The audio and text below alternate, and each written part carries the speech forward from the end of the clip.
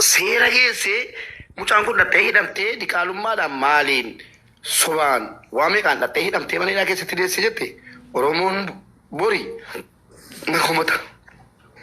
Yoon mucaa kana ammas immoo calliseetu hin marmarsiisin tula chitti jara kana hin qabsiisin galchee mucaan kun biyya sanatti hin deebitu. Sigalee namichi bilookii godha akkasii hin deebineef inni dhufeessee jiru jechuudha. Maal godhuu deebiti sila galtee? Laa yoo dafaramtee galtee baru miidiyaan adda addaa jinniin jaankaan yuutuubiidha jedhee waammatee mucaa kana araba tulfeesse minaamin jedhamee irraa haasa'ame ati mana maaliiti kan galchite naan jedhamu manni Oromoo. Dhageessee dhaggeeffadhu anaafis hubadhu. Asumatti keessaa ba'an lakki yoo jette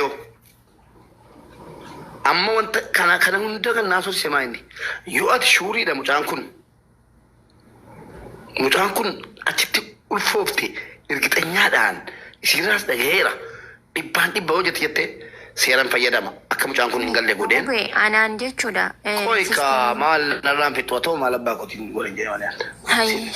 Sagaleen kee kaamamuudha dhallee mubaarak jettee dhuftee himattee sagaleen kee dhagaatti dhageettee argateera. Dallaalli biyya keenya baala gadi yeroo jedhu dhagaa wajjini. Kanaafani uummanni Oromoo biyya keessa jirtan yeroo ijoolleen keessan gara biyya alaa deemtu dallaalatti amantanii kennina durbummaa kan dhabde kumaatama Finfinneen diina ijoollee shamarran keenyaati kanan jedhu maaliifi Finfinnee keessatti dallaalli geesse albeergoo qophaa bulchee achitti dhaqee taphataa bula. Kiniin illee kennanuufi dubartii meeqa tolfooftee galte gatiin quba qabuufani. Geesse ijoolleen jeessa di'a afur dhattee hojjetattee deebitu hundi warra dallaalli ulfeessedha. Kiniin illee ittiin kennan. Akka caalaan ijoollee baadiyyaadhaa ba'ani. Kiniinii kan itti kennamu yoo walii galtee ta'edha. Kiniiniin kan kennamu yoo fireendii ta'edha. Kiniiniin kan kennamu yoo ishi si wajjinan bula jettee intalli gammaddeedha. Dallaalaan geessee beergoo qophaa qabaa fi dhaqee dhugaatii isaa dhugee araqee isaa guuree balaqqamaa caatii isaa quufee garaa xibbee araqee isaa quufatee ol garagalaa mucaa dhufee yaaba malee kiniinii inni kennuufi yaadatu sigalee fedhii isii malee kan inni gudeede durbummaa meeqa balleessanii ijoollee naafa godhanii biyya alaatti argaa jiru. Kunis giddugaleessa godhadheetan yoo ati obboleettiin koo kun achitti ulfoofti am sure argatanyaadha jette seera fayyadamna. Yoo obboleettiin kee qabamtee hidhaattatte itti gaafatamaan si'i. Maaliif situ sobe? Yoo ati immoo lakki wanna kana nan shakkaa biyyummaa fudhattee deemti jette immoo tikkeetti irraa kutee ummanna galchu lama keessaa tokko dhugaa jirtu nutti himi waan dabaltanuuf dabalaa warri gastiirra. Yedubbadhu. Qoy waan si dabalan sifa dabalan. Saaraa.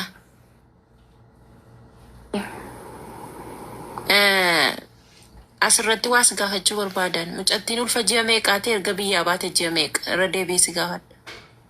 Ulfishee kan nama naan jette isheen sistariin ji'a 7 kan isheen beerutiin natti immoo ji'a 8ffaa keessa. Ji'a 8 guuttee jirti. Nguunni ganaadhaan mallee. Okay. Suni mul'atu. Okay. Erga biyyaa baatee 7? Dheenyuma bara afaan hin beektu seen. Erga biyyaa baatees 7 ulfis ji'a 7. Erga biyyaa baate ji'a 8ffaa mana kana keessa jirti ulfishee immoo ji'a 7. Ji'a 8 guutuuf deemti moo guutteedha moo giddu galeessa moo akkamila? No nguunni ga'an shuurii kan isaan naan jette sistariin tikiyya ji'a 7 naan jette. Ji'a 7. Ishi amma mubaarak akkuma nisiin jedhe kana waan kana irratti yoo mucattiin kun ulfa kan biyyaa ta'e itti gaafatamummaa ni fudhattaa? Wanta itti naasufte wanta itti shakkite mee sammuu kee keessatti waa qabadhu. Sitti maakoy waan shakki maali dabeetta mucayyoon tun kan dhuftee biyya irraati as beerutiin tana jirtu ji'a 8ffaa keessa jirti. Ulfishee kun ji'a 7. Gaafa mucayyoon kun biyya irraati dhuftu namni akkamitti meedikaalaan marammaramiin dhufti namni kamuu ta'ee biyya irraa oguu dhufu meedikaala utuu marammaramiin eessumatti iyyuu darbitee dhufuu hin dandeessu sii galee. Kanatti akka fagaaffii natti ta'e. Mucayyoon immoo ani siistarii xiyyaanaan na sodaatti waan natti himuu hin dandeessu shuurii goote. Yaani waa takka yoo an gaafadhe natti hin dubbattu naan ergitii guute jechuudha. Na himii nama akkana si godhe kana na himi jennaan biyyaa jetti malee as keessa naan hin jettu. Waan ani gaaffii natti ta'e yaada natti ta'e jiinni ishee kan isheen dhufte hangana. qabi asitti qoy biyyaa siin jette siin. Biyyaa jetti bari seen biyyaa jetti si galee ani immoo Ituu siin biyya jettuu situ giddiidhaan arabarra kaa jiraare.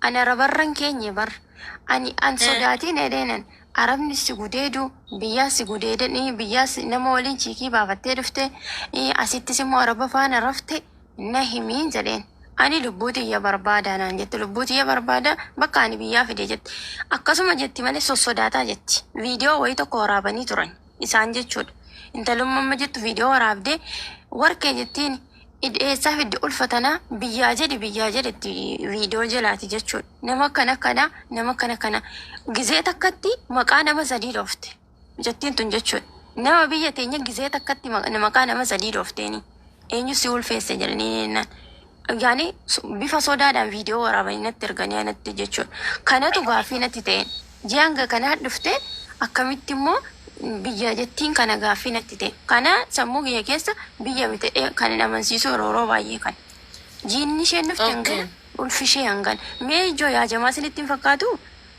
kan isheen gaggabaabsi ijoollee baay'ee gaaffii si gaafattu waan ta'eef gaggabaabsi qoy uzeefi waan tokko gaaffii uzeefaa qoy gaafachuu kan beekte waa'ee qoy uzeefaan fixaa dhufeetii isiirratti afixumoo itti darbita. Siifanii koo xiqqoo si ekspiraansii isa waan qabuuf jennaan mee xiqqoo si gaafatee waan adda addaa jedhu qabsiisin. amma erga mucaan kun dhufte ji'a ja'a ta'u ji'a torba ta'u ID biyya kanaa qabdi mucaan kun meenatti ma meedikaala dhatteetti biyya kanatti. irraa hojjechiisee namichi hin qabdi jedhan. Kaayyee isa biyya biraatii dhufu meedikaalaa na dhuftu maaliin isa dhuftu biyyi kun hin dhufama rakkoon qabusa. Bareera biyya barbaadde yoo ta'e biyya kana fiduudhaaf akka itti fiddu yaa'u jira jechuu barbaadetani waa'ee meedikaala dhiisii meedikaalaan is fidii rakkoon qabunni nufa garuu ID qabdii mucaan kun. In qabdi naan jedhe kanaaf birrii irraa kaffalii naan jedhan ogguma dura waan gurra kiyyaan kana dhaga'u ID irraa hojjechise irraa kaffalii naan jedhan. ID qabdi akiidi numa beekta isiin qabdi mee mucaa kana bicha gaafadha biyyaa fiddeef asii argattee kana irratti beeyna. ID qabdi mucaan kun.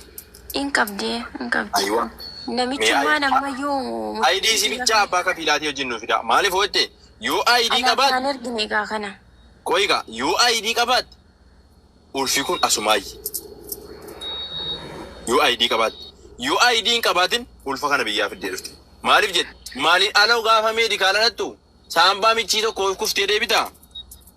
Ndee akkamitti kanaan dabarfatti ID qabaachuu ishee kan marti bara haasaa fagootuun. Ilaa anillee kan gaaffii natti ta'e kana boleessa kiyya maaltu gaaffii natti ta'e ID illee hojjechiifattee qabdi birrii kan akkana naan jedhani wallaahi birrii isheen namichi kafiilli fudhate sun birrii ID kaffalii qaamaan natsaan dalasiisne birrii hanganaan dalachiise birrii tikeetti immoo kutiirraa gashee erga boleettii kee haadha takka garaa takka keessaa baatan ta'e jedheenni.